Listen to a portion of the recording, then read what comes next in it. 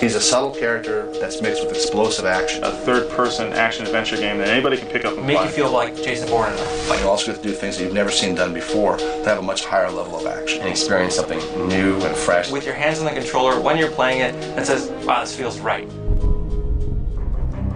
When you want to bring a character to life in a video game, the first thing you have to do is look at that character. And that character's got to drive everything that you do in the game. The novels are very character-driven. The movies have electric dialogue, terrific performances. The heart of Bourne it's the fantasy of being, the super spy, right? The guy he's got a fragmented memory. He doesn't know quite what he is, but he's got these crazy reactions. He's an amazing fighter. It starts all the way from visual development with our concept artists coming up with a look for the character. We sent a small core team to Paris and Marseille and other parts of Europe when we first started the project. From our viewpoint, there are two Bournes. There's the guy who's reclaiming his memory in the first movie, The Bourne Identity, and then there's the guy that he was before that, the assassin. We do a series of flashback missions where we're able to see Bourne as his full-blown assassin self. We take you to Lithuania, we take you to Paris, we take you to Zurich, take you to places and events from Bourne's past, and you get to relive those missions. On Wambosi's boat where he goes to assassinate him. They're alluded to in the movie, but in the game we play them fully out. We have various vision modes that the player can activate that allow him to see the world as Jason sees the world. That's what we're calling in the game Bourne Awareness, your ability to look around the game and be able to assess your environment. A lot of audio is tied to that. The audio ducks and there's sort of stingers and cues to the player that he is in this heightened state. We have tried to make Jason Bourne, the video game, as special in its way as the movies and the novels are. We're fortunate to have the book property to help us come up with the vision for the game. They've been very good about allowing us to move in directions that we needed to make sure that this game is relevant, fun, and successful. We are delivering on their vision of what the Ludlam Estate is all about. It starts all the way from visual development with our concept artists coming up with a look for the character.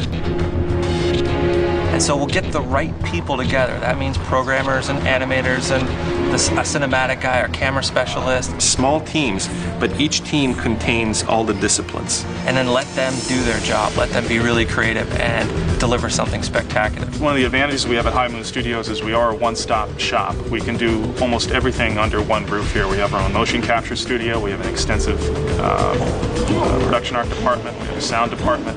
We're really kind of a mini movie studio on our own. In the Bourne movies, he uses a Filipino martial art called Kali, and which is what we adapted for the game using Jeff Amata, who's the fight coordinator of the movies. We zeroed in on the fight style. That was our primary goal, is make you feel like Jason Bourne in a fight.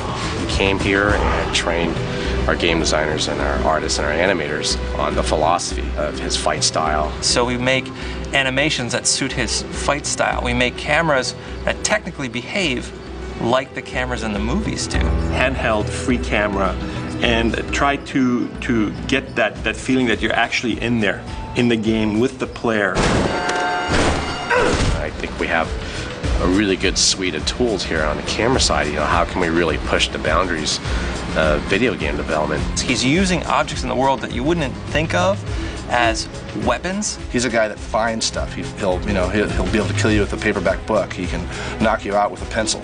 So you can fight one guy, you can fight two guys. 3 guys, 4 guys all at once and takes them down. This kind of fight dance, this slow-mo, fast-mo kind of cool piece that feels very Bourne-like. It's ultimately a game. It's something you hold in your hands and you move the thumbsticks and you push the buttons, and that first and foremost has to feel good. Our job is to reward players with a fun experience. And we're using every trick that we have in the bag, and we're inventing new tricks all the time. As a industry, I think we're starting to embrace finding the heart of your property and delivering what the consumer wants. We hope this is going to be really fresh, really interactive, at the same time cinematic to a degree that fans haven't seen in a video game before. We're at that stage right now, working on the game where every day it just gets better and better.